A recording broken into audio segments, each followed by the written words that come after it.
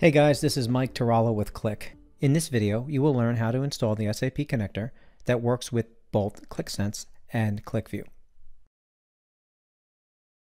After you download the setup file, which is listed as Qlik SAP 64 setup.exe, just double click it, click on Run, accept the license agreement, and click Install. After a few moments, the connector will be installed and will be ready to use with both QlikView and Qlik Sense. The SAP connector for QlikView and Qlik Sense actually contains many SAP connectors for various SAP objects.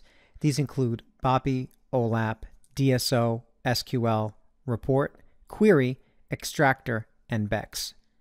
When the connector is set up from within QlikView, each of these connectors has a corresponding configuration dialog that is used to configure the connector. Qlik has started to release similar configuration UIs for Qlik Sense, but at the moment, only the SAP SQL Connector dialog is available. In the meantime, it's important to note that any of the other connectors mentioned can also be used with Qlik Sense today through a small configuration change and by using the appropriate connection syntax for the connector, as seen in QlikView. You can simply cut and paste the connection script into the data load editor. This video will provide a brief example of the configuration for the SAP SQL connector using Qlik Sense. Licensing the SAP connector is fairly simple. Just go to the C drive or wherever your program files directory is located, then go to Common Files, then look for either Qlik or the QlikTech folders. This depends on which product you are using, whether it's Qlik Sense or QlikView. If it's Qlik Sense, use Qlik. If it is QlikView, use the QlikTech folder. Navigate to the appropriate folder, select Custom Data, and then select the SAP SQL Connector. And then there will be an executable that you will launch. And then when you launch that executable in this dialog, it'll prompt you to enter in your SAP host properties, but you don't have to do that here. What you will do is click on the Help button and select Update License. And here's where you'll put in your license and your control number.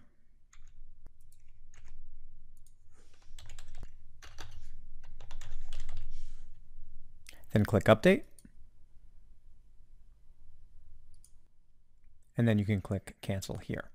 So when you are in the product, whether it is QlikView or Qlik Sense, the connector will then be licensed, and then you will be able to configure your data source.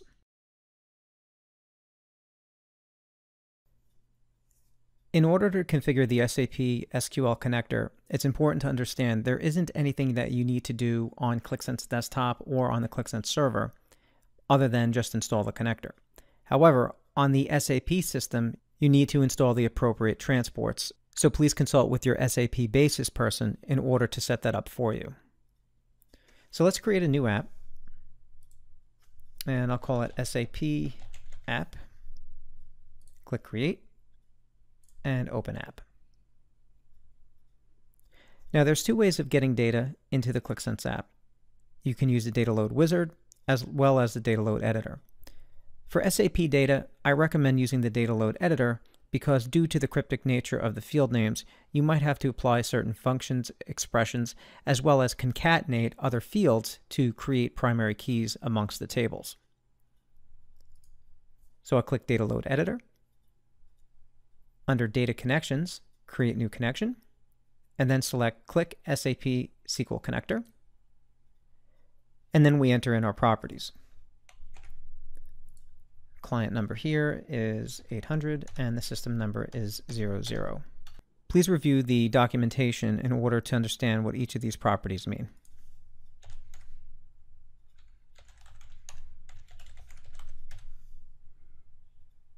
And then I'll test the connection. Okay, we have a successful test.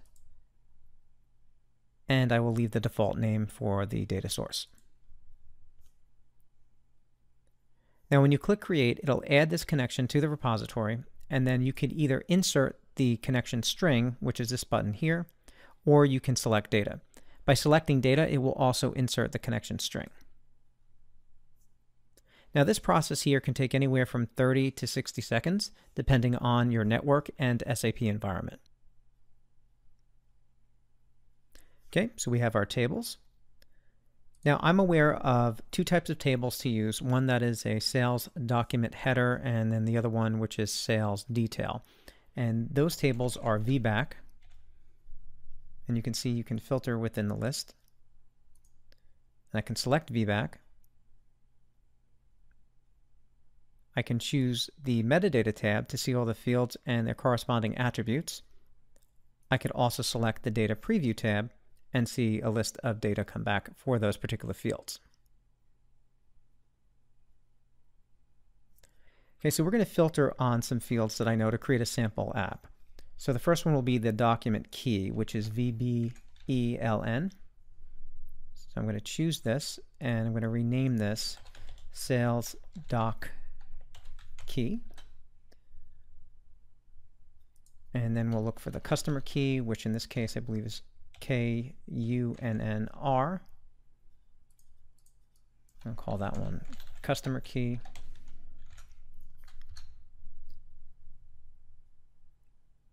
And then we're going to get a date.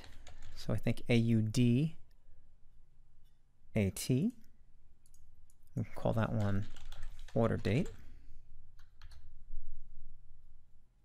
And then let's get one more we could use as a dimension for the sales company code, which is BUKRS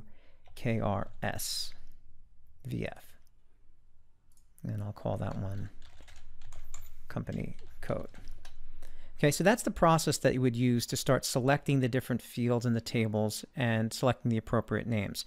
You can see below here the load script that is generated. So now the next table that we want is VBOP. And there we go. We're also going to choose VBELN, and I'm going to name that one Sales Doc Key, just like I did in the first one.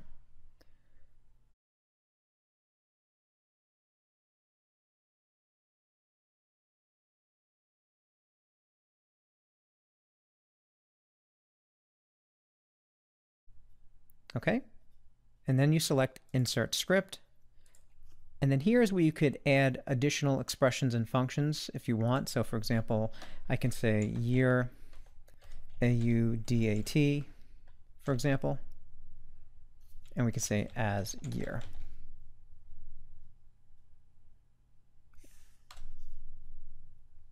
And then click Load Data.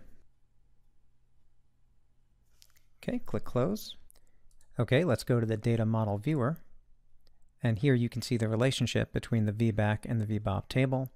Note that they are associated on the Sales Doc Key, which was the VBELN field that was in SAP. Okay, let's go to App Overview. And let's create a new sheet. And what we'll do is we'll just create a simple bar chart. And our measure, we'll do maybe a count of customer key. Maybe you want to see the number of customers over the course of the years that are available in the data. And there we go. Now obviously your charts and visualizations will provide more meaning, but in order to create visualizations and chart objects with meaning, it is necessary to understand the relationships amongst those cryptic tables and those cryptic fields.